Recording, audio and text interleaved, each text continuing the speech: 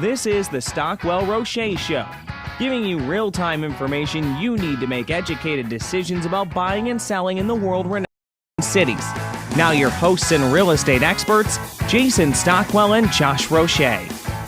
What is in your future and how to think like a futurist? We have a great show for you today, folks. I'm Jason Stockwell with RE/MAX Results. My co-host and partner in crime, Josh Roueche, is slammed today, very busy. He is not here. And so we have in studio today with us Cecily Sommers. Very honored and grateful to have her here. She is actually a futurist, and you will learn what a futurist is later today. It's really cool.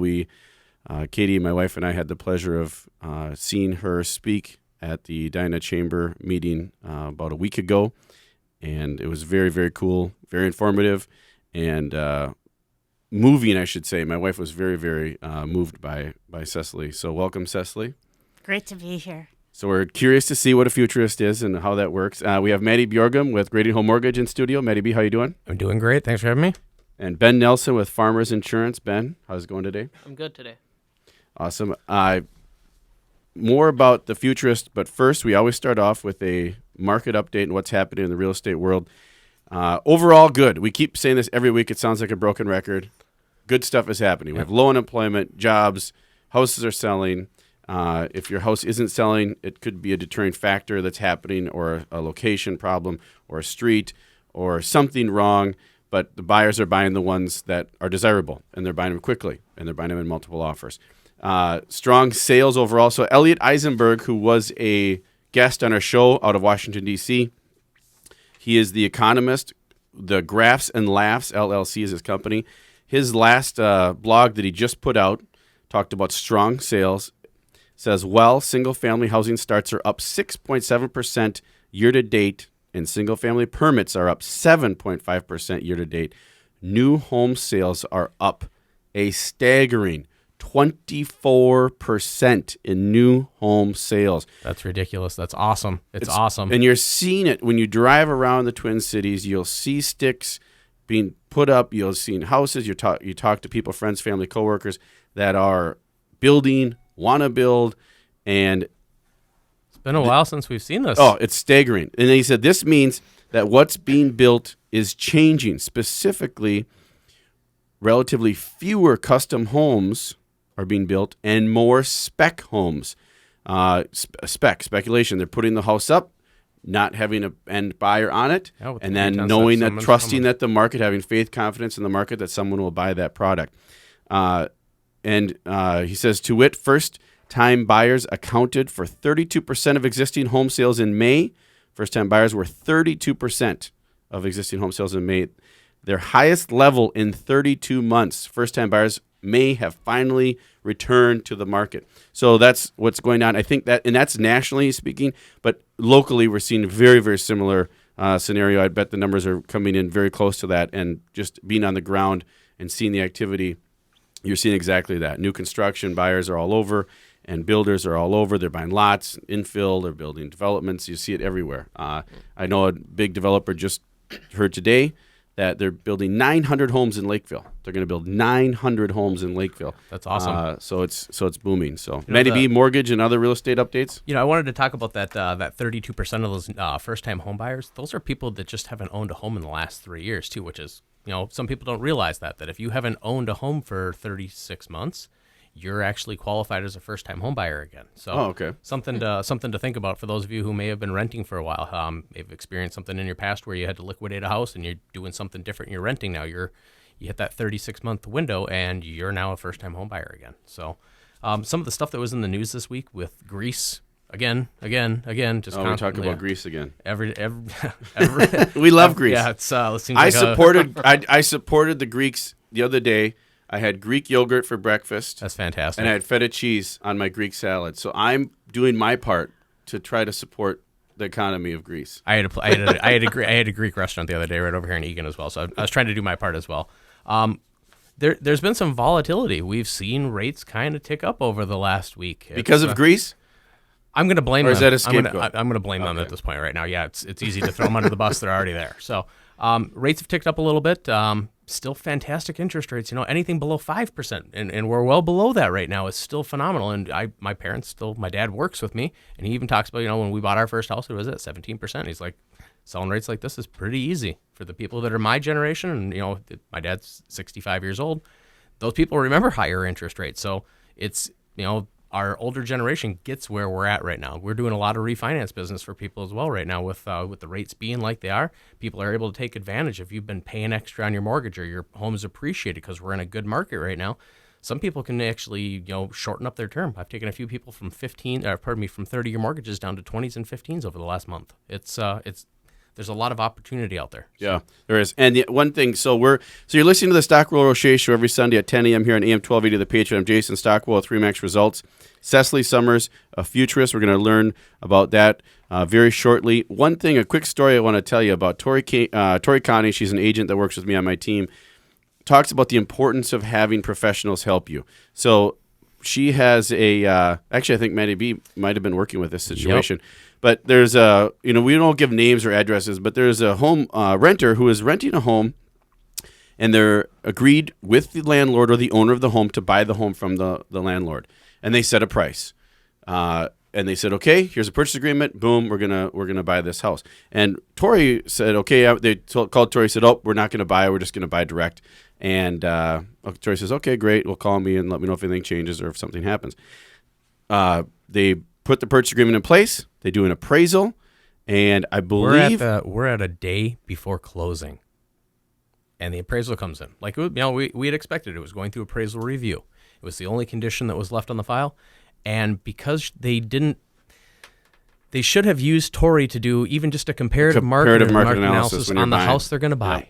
Yeah. And I spoke at length with the client. I know Tori did as well, and I was really a proponent of you use Tori so that the seller can pay for her services, but she needs to be there to help you make sure you're getting the best deal you can. Long story short, folks, this is why you work with a real estate agent, why you have a partner, a professional partner help you. Their appraisal before they're supposed to close, and thank God they already lived in the house so they weren't like having moving trucks and all the other catastrophes that could happen. The appraisal comes in $71,000 short of them being able to close on that house. So the appraiser comes out, does comparables, and says, hey, you have X price on this house. Guess what? It's only worth $71,000 lower. Might seem reasonable if you're talking about a $1.5 million house. This was not. That was a third of the value of the home. We're talking a third. So these buyers could have been overpaying by a third. So please make sure you reach out to us. You can find us on Facebook under Stockwell Roueche. You can go to tcrealestatehour.com. You can call 651-400-0773, and we're happy to help. And that goes along the lines of anything you're doing when you're doing your taxes, when you're doing your insurance, when you're doing your lending. We have the resources. All of them will be on those sites for you to do that. We're here to help.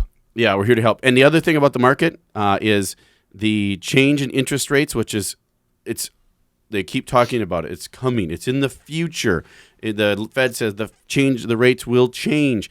That might be driving the summer home sales. So I think we'll have a strong summer home sales for the summer before school starts for sure. So with all of that, let's get to the future. Or go back to the future, or whatever you want to call it here.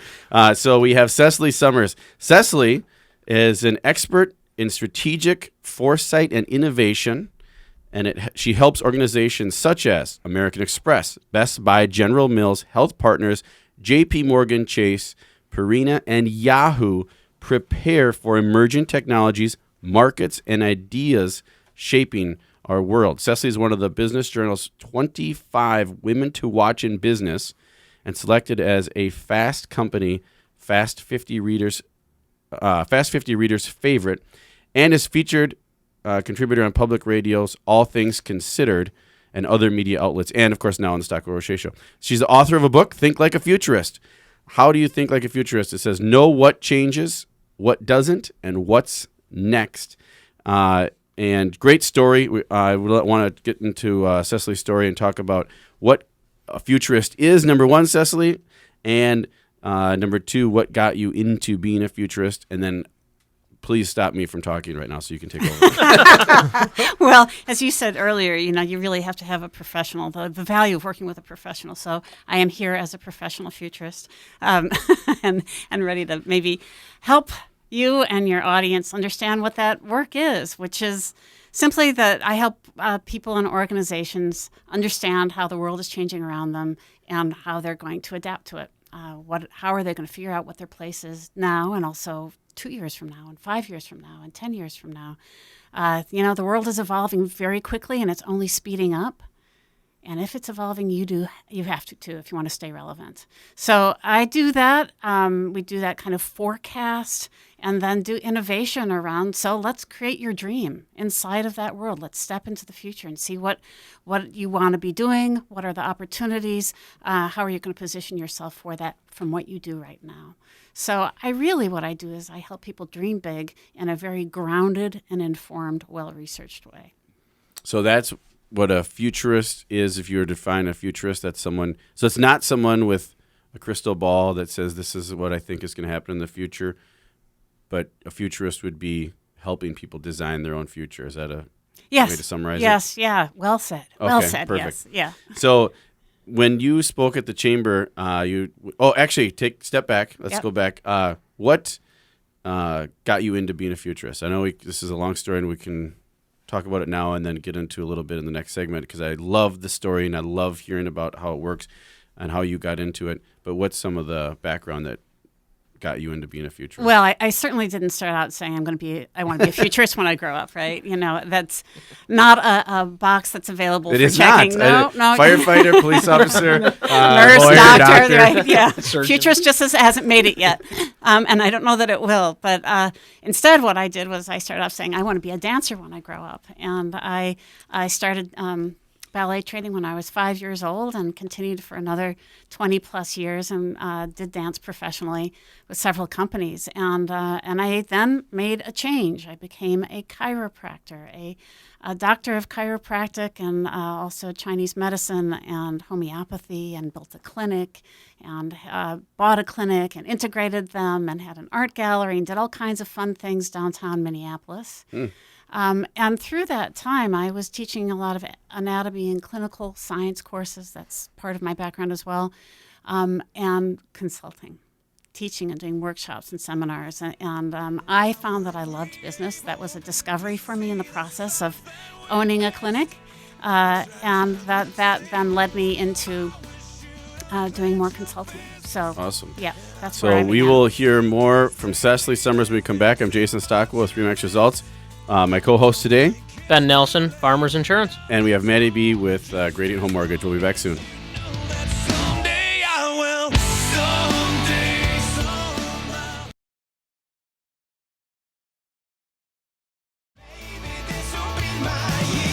Welcome back to the Stockwell Roueche Show. I'm Jason Stockwell with Remax Results. Ben Nelson, Farmers Insurance. What is in your future and a futurist? We have Cecily Sommers. She is an actual futurist and an author and very well-known consultant in the business world with a lot of large companies helping them design their future. And here's something that Cecily said. It says, if you're not busy creating your future, says futurist Cecily Sommers, then all you are is busy. I really, really like that quote. That's very, very cool. And before we left on break, we were talking with Cecily about what got her into being a futurist and a little background on her, because as we said, it's not something that you maybe know about when you're young, and it's not a doctor, a lawyer, things like that, but she developed her business from ballet, chiropractor, to now futurist. Yes. Futurist. Who knew?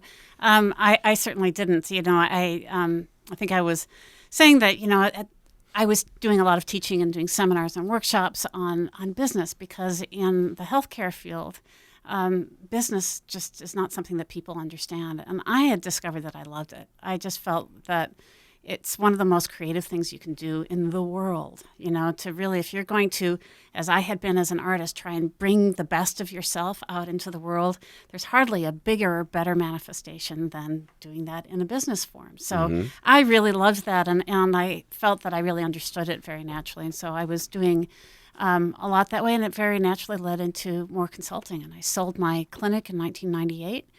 Still exists, but I moved Really? on to doing more consulting, initially around brand. Who are you? That idea of who are you and how do you build a business out of it? The next question was, and what's the context? What's the game that you're playing, and how is the market changing? What are the conditions? What do people care about? All of that. And so I just began to really do a lot more work on the context, because that's where brands need to play. And along the way, I founded something called the Push Institute, and produced an international conference at the Walker Art Center called the Push Conference. That was 2003 to 2008. And speaking and consulting around futures-related work, and began to really develop my own model of how do you understand change? How is it that we understand where things are going so that we can create productive visions of the future? And so I wrote a book, and now that's the work that I do. So, Cecily, I'm hearing the word change a lot, and that word seems to be, to many people, a four-letter word. It's kind of, and it isn't, but it's something that is Five, actually. It's five, but it's when you hear the word, you're kind of like, you're kind of like, not a good word, it sounds. But it seems like it's, something that we resist. I resist. I think a lot of people resist. And then you hear the Push Institute. So kind of hear like change and then push. So right. Is that what was that? What was that about? Oh, well, yeah. No, that was really that. It was about looking and understanding what's pushing the future in new directions. Okay. But at the same time, you're exactly right. It was kind of a call to action. That if you're going to be relevant in the future, then you have to create it. And to create it, you've got to have desire, and you have to have vision, and you have to risk. The future's happening anyway. You might as well do a really informed vision and get going on it, because otherwise you're just waiting for crisis to hit. And that's typically how we respond to change. Which, by the way, I'm so sorry, it's not 5 letters, it's 6. It is. It just changed. But it comes across sometimes as a 4-letter word because it's so... Yeah, people hear it as a negative, like change. I don't want to change. I'm comfortable. I like what's going on, or I like this way, or I like this product, but it's constantly moving. Who's behind all this change? You know what I mean? Like, who's driving all this change? We humans are, right? Yeah, like, who did this to us is the kind of the feeling that we have had. And we're in a time, let me just say off the bat, that there is a natural resistance to change. And it's just the way we're wired. It's the way our brain works. Safety, right? We're looking for safety, comfort, more of like stability. We kind of want to know that. Like, I think of myself personally, like, okay, if I got a family and kids, or I've got a job, I want to know that I'm safe in that work, and I know that I have enough to pay my bills, and I want to know, so then something changes that's going to affect that. It's terrifying. Yeah. It's terrifying. And so I have a background in medical field, and so I'm going to go a little bit astray here, or into what the neurology of that is. So if we take a look at how we're wired, we're actually wired to make predictions. It's just that our predictions aren't really relevant for the kind of world we live in now. And what I mean by that is that we're wired to take in all of our experiences and make really good memories, so that when we go into a new situation, we can fill in the blanks really well and really quickly and be efficient. Right? I've been here before. I know what to do. I kind of understand what's going to happen. The next word at the end of this sentence, right? You're filling in the blanks ahead of time. And that's how we get to be masterful at things. That's how our skills get good. It's because we are practiced. We're so practiced at doing things. And what that means is that we're then at the same time also feeling more and more uncomfortable with anything different than what we know. Mm-hmm. So a part of what I do as a futurist is really to help people think differently, because in fact that's where new possibility exists. And if we're going to understand the world, you can guarantee that it's around the things that you don't yet know. So one of the very first things that we have to do is start to do some research and start learning and start shaking up our thinking, so that we're not going back to doing the same old. Our brains wanted us to do that. And quite frankly, the business world rewards doing the same old too. So it really is, it's a challenge. It's a challenge to how we feel and the opportunity that you have to take. Again, you have to take some risk every day. And that's scary sometimes, depending upon the risk. Yeah. So, from a business standpoint, so you work with or have worked with, and large companies, Best Buy, General Mills, Health Partners, J.P. Morgan Chase, Yahoo. How does that play into their future? Or is it something about their future products, or are you trying to say, okay, how can you stay? I think you said the word stay relevant, maybe in today with the constant changing.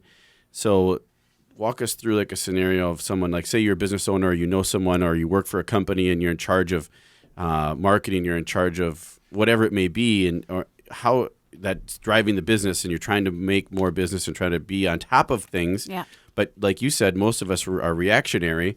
Some crisis happens. This is what we talked about on past shows, in personal life even. You fall down now, or you have someone who needs to go into assisted living, or one of your family members gets hurt.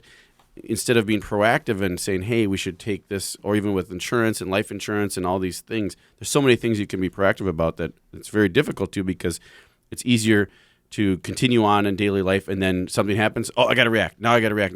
And you spend your whole days reacting, and you're never controlling what's happening. How do you get to a point where you can say, or how does a business get to a point where they can say, is it once they start having enough business and they have time to sit back and say, okay, now we can look forward? Or is it, Well, okay. I mean, these are some really good questions, and there are some big answers. Yeah, I imagine. The simple way of saying is that you do have to take time out to think differently. What it means to be in execution mode, which is, every business exists only to do one thing, which is to produce. So everything that a business does is, we got to be more efficient, and we have to get more for less. Right? We do not reward time out in order to think differently. And we often don't reward, Wall Street certainly doesn't reward companies that are doing capital investments, because their stock price goes down, and that's not a good thing. And so we're really kind of set up to reward short-term churn. Yes. Yeah. So it takes typically a visionary leader, and we most often see them in the ones where the founder still has controlling stock if they're public. Okay. Steve Jobs, for instance, Richard Branson, Jeff Bezos, all the people that we point to and say they're heroes, we should be more like them. One of the reasons that they're able to do that is that they've been able to say to Wall Street, hold on here, we're working on stuff. We don't really care. Jeff Bezos and Amazon and Facebook and all the others, I mean, they don't have much of a profit, do they? And yet they're valued very high because their revenues are high. Yep. But they are reinvesting constantly. Yep. And so it is a different way of operating in an ideal scenario. That doesn't mean that, you have to be Steve Jobs or Jeff Bezos or any of the others in order to think about the future. Right. So, but that's kind of what's going on, and why it's hard in a business environment, and why, in my world, what I've done is to help companies say, okay, we have to budget for this. Yes. If you don't put a number behind it, you can't manage it. So, what I advocate is what I call the 5% rule, which is that on every project. And it can, it really doesn't matter. It could be 2%, 1%. It doesn't matter. The thing is that it's measured.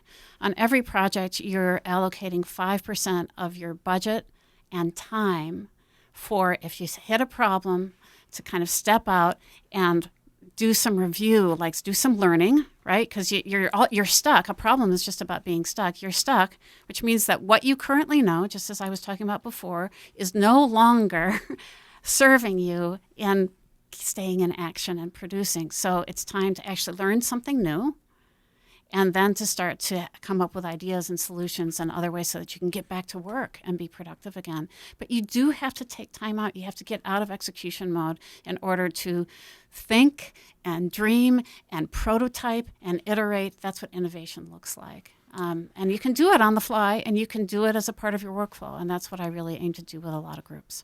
And the companies that you've helped are still in business, still working, and still moving forward. Always having problems, though. There's always issues to overcome, and that's kind of the thing, is don't let those take you back, because you got to keep You got to know how to forward. solve problems well. Yep. So when we come back, more with Cecily Sommers on the future and the pillars. I loved hearing that at the chamber meeting. I'm Jason Stockwell with Remax Results. Ben Nelson, Farmers Insurance. And Maddie B with Grading Home Grading Mortgage. Home We'll be Mortgage. back. Thank you. I never stoop so low again. I guess I don't know my own strength. Just gonna stand there and watch me burn.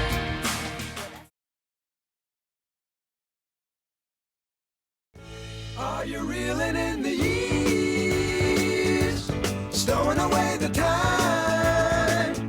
Are you Welcome back to the Stockwell Roueche Show. I'm Jason Stockwell with Remax Results. Ben Nelson, Farmers Insurance. We have Maddie B with Grading Home Mortgage in-house. Cecily Sommers, who's a futurist. Very enlightening, very knowledgeable, very informative information so far on what a futurist is and how you can shape your future and actually adapt, evolve into, and accept the change that's happening all the time around us. Continuously, you see stuff on, especially now with Facebook and media and all the ways that we're gathering information. There's just so much going on. And one thing else that Cecily has on here that I think is very interesting, it says, today everyone is managing a life burdened with so many to-dos, and time and attention have become our most precious commodities. Everybody's busy. I don't know who I talk to or that I say that says, "Oh, I'm nothing's going on." Everybody's busy, from family to work to fun to just everything you're doing. There's so many to-dos, and there's no time. You end up saying, "Oh, I don't have time for that. I don't have time for this." As a result, we tend to define success as movement from deadline to deadline, task, deadline, or sometimes crisis to crisis. Oh, we got to put out that fire. Maddie B knows that in the mortgage industry. Wow. I know that in the real estate business. We follow crises and then we put them out, leaving too few brain cells and hours in the day available to think about the future. We're at the end of the day, exhausted. All you want to do is have a drink and relax. Yeah. And I go home and watch cartoons with my kid. Like, hey, I don't have to pay attention at all. I can go watch. We call it Go at our house, Frozen or whatever. Yeah. Yeah. So clearly, she said that clearly the physics of time won't budge. So we need to find a way to make our perspective both more elastic and comprehensive. In other words, we need to learn how to think like a futurist, and that's the key there. So, Cecily, you say your next best self is already inside of you. How do we identify that best self, and how do we allow that to lead? And what exactly, best self is that? What does that mean? Well, yeah, we're talking about how the world evolves, and it does. It builds on itself. So the process of evolution, just to review, is that things do build on themselves. For instance, we live in a world where technology is speeding ahead faster and faster, and that's because we moved, we built from stone, right, to field work, to industrialization, to digital economy, and it all builds on itself. You can't do the next step without having what came before it. And then it's adapting and editing as it goes. That's evolution. We do the same thing in our own lives. We do the same thing as we go through different life stages or make different choices about career, where we want to live. Relationships, right? Everything's evolving all the time. Completely. And if we're paying attention and really wanting to do more of who we need to be, we have to really see, well, so how are we going to use the past to make a better future? How do we pay attention to what's inside me that's really asking for attention? And so one of the things that I think is important to recognize, that when you're frustrated or you're feeling tension in your life, it's usually something from the inside that's saying, hey, there's something here that needs to be supported. I need a little bit more voice or space to be expressed. And it often will tell you that something's not working. So your next best self is asking to be free, and it's your job to kind of create the space for it by sometimes letting things go. It's just as important what you don't do as what you choose to do. Yeah, I think I read that in The Success. Darren Hardy talks about that with Steve Jobs, and he Let it go. He said all the things that they do the most is they say no more than anybody else, because when they say yes, they're all focused on that. There's so many good ideas that come in, but they're hyper-focused on the ones that are that they see that will work. And the other ones maybe will work, but the time is the constraint and the resources. And but mainly so it's time. Your energy and your energy, yes. energy and your optimism and your talent and all of that. Those are also have constraints. And so, I think very often people stay in situations longer than they should. And, when it becomes clear that it's not working for you, it's time to respect that it's not working and try to make a change. Make the change. So, that's easier said than done, right? Because what do? We go, I don't know what to do. It's not unlike anything that I've done. And once I have it all figured out, then I'll make a change. Yes. Right? Or my ducks are in a row. Ducks don't get in rows. No, they don't. They don't. Well, the thing is that you'll never know what to do until you start playing with it. This is the process of invention. And it happens personally as well as kind of technologically or in any other field, is that you've got to try things on to know what's going to work. And so you have to keep moving. Evolution is about continuing to stay in the game all the time. It's kind of the imperative of life. And if you don't keep evolving, then you will die out. So how do you become more adaptable then? Because we talked about resistance to change and get comfortable. I'm guilty of being comfortable and Yep. things are going good, and why would I need to do that, or why, how do you, or people that maybe have high anxiety about anything that changes? Yeah. I mean, that's very common in today's society because I see it all the time, that just scared of the negative outcome maybe, or scared of any outcome, that could happen. Yeah. Well, and you know what? It probably will happen. I think that's part of it, is that you have to understand that failure is a part of it. It's not like you're going to move ahead and not experience some tough times. It just is the way of life. But it's also how you edit. Tough times tell you what's not working really well. Yep. But the thing is when something is working well, we know it. Like the times when you are on fire, what I call just a thumbs up. You don't have to analyze it. You don't have to second guess it. You don't have to. You kind of like, yeah, I am. This is who I need to be, where I need to be, and we want to let those thumbs up experiences and relationships and opportunities guide us forward. That's the main thing. When I talk about your next best self will show you by letting you know when it's uncomplicated. Kind of reminds me of Bob Lux when he was here, and he's saying he found something that actually fit his skin. That's what I'm kind of gathering from her. What I feel from what she's talking about is you find your next best self is the thing that actually really fits you. It's comfortable. Which is why you have to keep moving, because you have to keep trying things on. And the thing that I think that it's important to understand is that these don't have to be big moves. That all change happens in small steps. Yep. And the fact is to keep taking small steps. That's more important than anything else. If I could just have wave a magic wand and give that to people, is just keep taking small steps. So there are practices that I talk about, because this is, in a sense, something that we need to practice in all situations, which is that you want to practice curiosity. Given what we had said about that we only know what we know, and that we're going to get more of what we got with what we got, that if you're feeling frustrated and things aren't working, you're stuck. You need to learn more. So practice curiosity.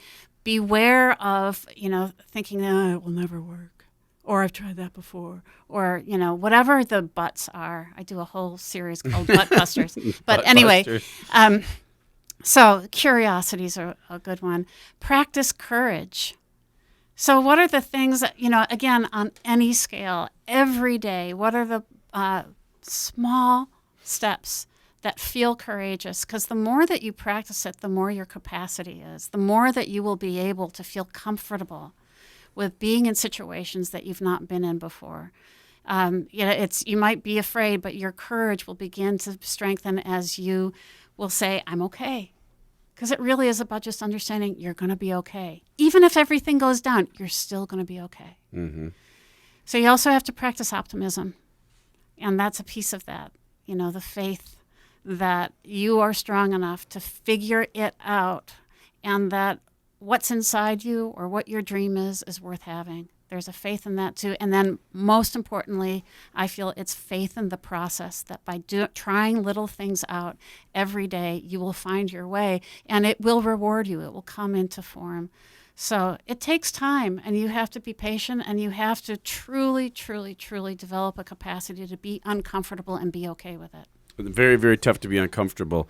For us adults, it's very uncomfortable to be uncomfortable, I should say. But I'm thinking of my kids who are 3 and 4, and they're very curious. very curious all the time. They're trying to learn something new. They're courageous, Yeah, I was trying just gonna things, say extremely climbing on the courageous. climbing on these railings, and I tell them no.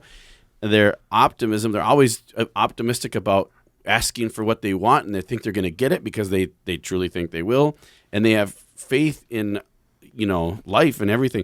So I think as we age, I'm seeing that I'm missing the curiosity part sometimes, the courageousness, the optimism, and the faith, whereas they don't. So I think if you go back to being, maybe as you get older, it's harder to have these things. Is that what maybe I'm sensing? I don't know. What do you? Yeah, I mean, I think part of it is that we take more on as we get older. We become adults. And More risk averse. more risk averse. We're invested in the choices that we've made, and we're terrified that having made that investment, this is what we're talking about with business too, having made that investment, are we going to be okay if we walk away from it? Yes. And, We have a lot invested, there's yes. a lot that goes with that, shame and fear and all that bad stuff that keeps us stuck.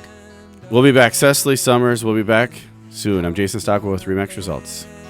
I'm feeling what you gonna spend your free life on.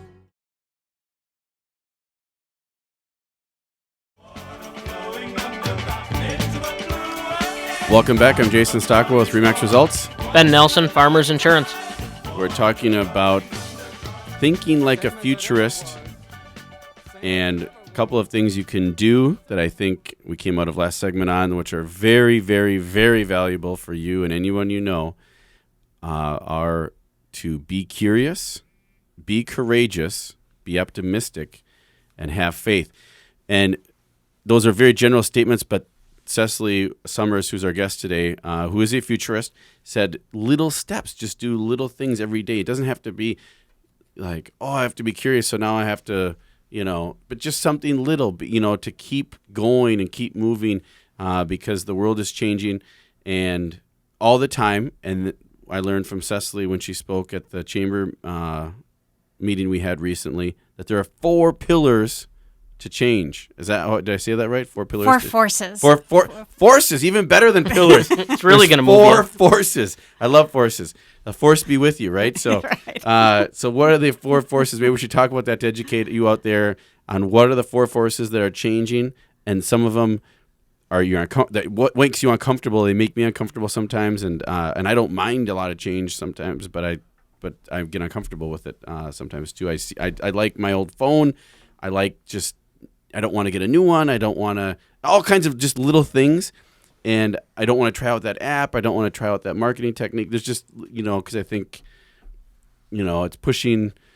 You grow comfortable with one thing, and then yes, you have to I'm learn doing it this again. way, but I'm That's doing right. it this Yeah. way, and it's worked for Yeah. like 4 years. Yeah. So that's kind of but there's 4 forces. I want to get into those as what those are.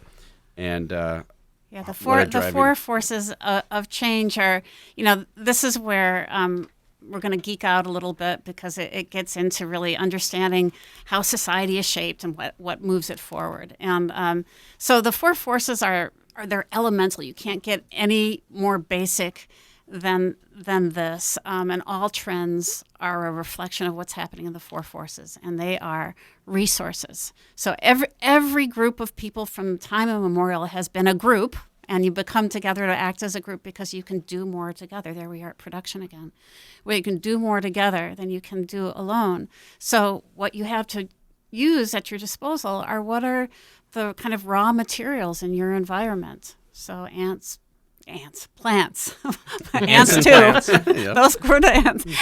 Plants, animals, the water, geography, all that stuff is kind of the raw materials that we have to use.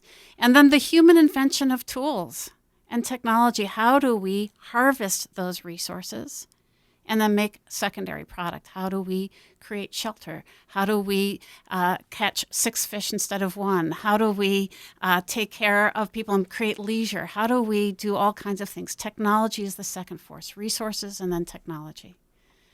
The third force is demographics. So who's a part of your group? And that really depends a lot on you have to have good distribution of gender and age and have enough people who are strong and able to work to support those who can't in order to be a robust group who stays productive and ideally because this is the drive of humans, is to have more and do more, to conquest or explore, whatever that might be. So resources, technology, demographics, and then finally, governance is the last force. And this comes from humans and our own invention of, so if we're going to work together, we better figure out how to cooperate together. And we have to have some rules about that. And that is, rules of the law. Yes, you can do this. No, you can't. And if you don't, then there'll be consequences. You apply those in your own home, I'm sure, right? Yep. Yes. And also rules of the market. What's valued, right? So rules of the market also kind of impacts change. So government is one form of governance. It's an institutionalized forum for our nation, for instance, to say, here is the Constitution, here it's amendments, here's how we make rules, all of that stuff is embodied. And that's how we cooperate together. That's how we get to be a team together. That's how we get to win together. So those are the four forces. And what I do as a futurist is I take a look at what's changing in resources, and certainly energy and climate change are a piece of what's pushing the future in new directions. What's happening in technology, that's the leading edge all the time. Always will be, because we create new capabilities out of that. What's changing in demographics? We have more people on the planet than ever before, and we have a really imbalanced distribution of old people to young people that puts pressure on migration. You can kind of see where the issues and trends come from. And then finally, governance. Governance is a laggard. It's always reactive, always behind the times, and it kind of waits for us to fight it out before we can make our peace with something like gay marriage, for instance, which was just passed, and it's still upsetting for a lot of people because we're trying to figure it out, how it fits in our society, and that's how things happen. How do we make sense of our ability to clone foods and GMOs? These are the things that push on us to create change. They're current issues, they're political issues, and they're trends in the marketplace too. But what I do is I say those trends come from someplace. Here's what explains them, and also here's where they're likely to go. Here are the potentials. So now we can say, what are the implications? How is it going to impact your industry? How do we then begin to get an image of the future that's informed by the things that motivate change? And I say those are the four forces: resources, technology, demographics, and governance. And they're the four forces behind change, and there's a lot of change, like you said, but governance is always reactionary. Yeah, we call them leaders, and they're not. They're not. And unless you're a dictator, and quite honestly, we can go. Yeah. They're more centralized governments, of course. Do lead. They kind of create policies that say this is the way things are going to go. We're going to be an export economy, and we're going to set our infrastructure, et cetera. But in our country, what we've chosen as a form of governance is to say, no, we really want the people to say. And that means that we're always reacting to what people want and how that's changing too. And so our leaders don't really lead. They react, and in fact, almost all change has come from social movements. And so we wait for that. And then until there's so much pressure that they can't resist anymore, they finally concede and say, well, I guess that's the way it's going to go. And we've seen a lot of that, and it's continuing. We have tools to create social movements in ways that we never had before. I think that, the change, I think that's why change is happening so fast. And what you see is everybody thinks, oh my gosh, this is happening. Oh my gosh, this is happening.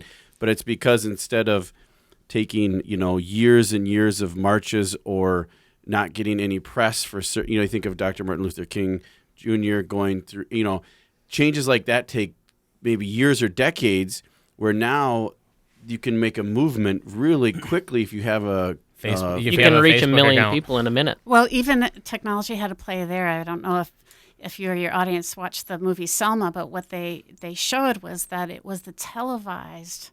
Oh. Right? During one of these marches where there was some police brutality, the fact that people saw that in their own saw what homes, was going on, it became personal, and they said, wait a minute, this is not okay. Yeah. And they began to care about it. So a lot of these tools of communication help us care about things in a personal way, even when it's outside of our lives.